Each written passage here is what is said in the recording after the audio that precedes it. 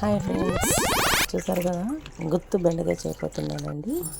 గుత్తు బెండకాయ కూర ఇష్టమండి.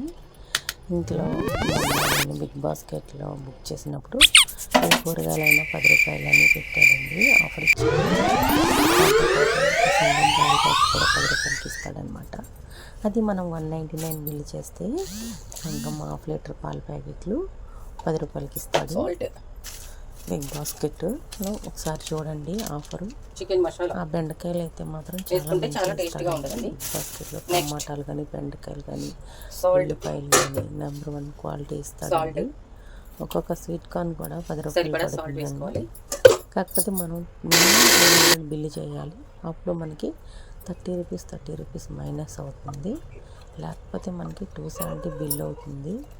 270 బిల్లు చేస్తే మనకి 60 రూపీస్ 70 రూపీస్ తగ్గిస్తాడండి. ఒకసారి ఆ యాప్లోకి వెళ్ళి అబ్జర్వ్ చేయండి ఫ్రెండ్స్. ఆ బెండకాయలు నేను కొద్దిగా 1/2 కిలో ఉంటే ఈ విధంగా కూర చేయాలనుకుంటున్నాను ఫ్రెండ్స్. చూడండి, అల్లము వెల్లుల్లిపాయ పేస్ట్ వేసాను, 1 స్పూన్ ఉన్నారా. 2 ఉల్లిపాయలు మిక్సీ పట్టి వేసాను. పసుపు, కారం, ఉప్పు తగినంత, కొద్దిగా చికెన్ మసాలా వేసాను. బెండకాయలు శుభ్రంగా క్లీన్ చేసేసి అటు ఇటు ముచ్చుకలు తీసేసి కట్ చేసేసి పొడవుగా కట్ చేసుకొని పచ్చళ్ళు ఏమన్నా ఉన్నాయని చూసుకొని ఈ విధంగా మసాలా కూర్చి పెట్టేసానండి. పొయ్యి మీద బాండీ పెట్టాను. వీడియో వస్తుంది చూడండి. బాండీలో నూనె పోసి క్యారెట్ ఫ్రై చేశానండి పొద్దున పిల్లలకి స్కూల్కి. బాండీ బాగానే మూత తీసి పక్కన పెట్టి తీసి ఇప్పుడు పొయ్యి మీద పెట్టి వేడి చేస్తున్నాను ఫ్రెండ్స్. కొద్దిగా నూనె పోసాను, ఒక 100 గ్రాములు పోసాను నూనె. సన్ఫ్లవర్ ఆయిల్ మరిగిపోయింది. ఇందులో టమాటా కట్ చేసుకుంటున్నానండి. మనం మసాలా పెట్టుకున్న బెండకాయ ముక్కని ఆ వేడి ఆయిల్లో వేసేసి ఇంట్లో పెట్టేసుకొని మూత పెట్టేస్తే ఒక 5 మినిట్స్లో మగ్గిపోతుందండి. మామూలుగానే బెండకాయ మూత పెట్టకూడదు. మూత పెడితే ఏంటంటే జిగురు వచ్చేస్తుంది కూర. నేను కొద్దిగా మసాలా పెట్టాను కదా, ఆ మసాలా మళ్ళీ పచ్చివాసన వచ్చిందని మూత పెట్టానండి. చూసారు, ఈ విధంగా మూత పెట్టేసి ఒక 5 నిమిషాల తర్వాత మూత తీసేసాను అనుకోండి.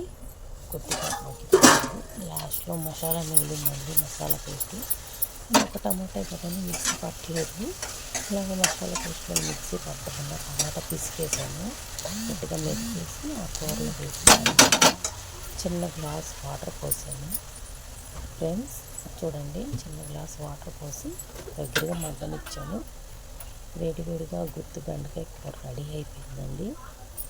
ఏం లేదు, నోరు ఏదన్నా బాగున్నట్టు ఇలాంటి చిన్న చిన్న వంటలు చేసుకొని తినొచ్చండి.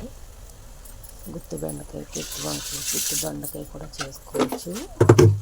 మనం నీసే తినాలి, నీసే వండుకోవాలి అవసరం లేదండి.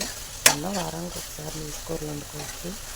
పట్టాక నీసుకూరలు వండుకొని మళ్ళీ ఇల్లు ఇది చేసుకుంటాం కదండి. ఈ ప్రాసెస్ అంతా ఎందుకు? శుభ్రంగా మసాలాలు వేసుకొని వెజిటేబుల్స్ వండుకుంటే ఎంతో హాయిగా ఉంటుంది తినడానికి. Healthy food. ఫ్రెండ్స్.